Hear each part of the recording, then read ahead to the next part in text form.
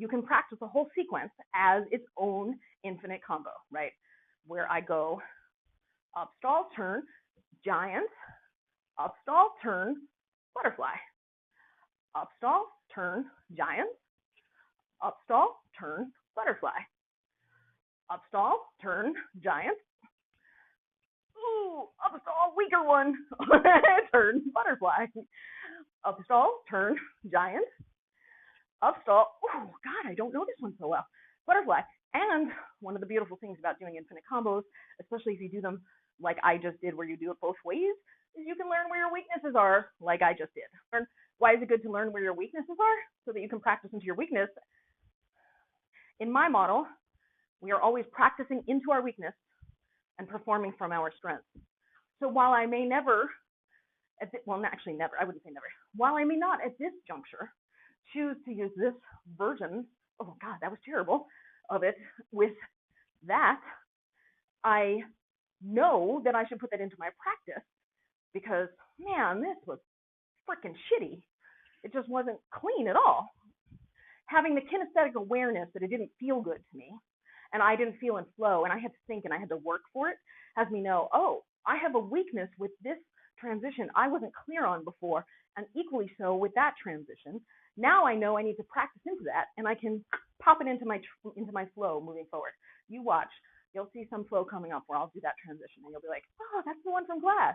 And that's actually what ends up happening to me on a regular basis. I uncover my weaknesses, and they suddenly become the thing that you lean into. I mean, the whole, in my model, if Poi is about growing and becoming something more than you were yesterday, because if it isn't, then what are you doing? Like, like there's no point in practicing if you're not trying to be better. There's like really literally, what is the point of practicing if it's not to be better than you were? And better can mean many different things in many different contexts to people. And I'm not suggesting what your criteria for better should be, but if there isn't some measure of improvement, what is the point? So from my perspective, uncovering your weaknesses provides a very clear blueprint of things that you can be practicing and working on that you kind of have, but just don't have well enough to perform, and you can lean in, get them better, and they become stronger. It's kind of like doing rehabilitation when you ruin a muscle or something, right? Or you pull a muscle. By doing rehabilitation, the muscle knits back together and it grows stronger, and you end up, I have had the experience of things that were weaknesses becoming strengths because I practiced into them so much. So you can literally shift your relationship to something simply by shifting your awareness of it. And by uncovering the weakness, it can become a strength. Absolutely. If I were going to turn this into an infinite combo, I would probably do it like this, where I would go, I would start from my weakness. So I would do my left stall first.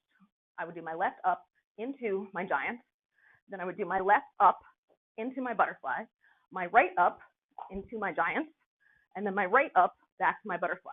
And then, God, and you can tell I'm learning this because I suck at it, but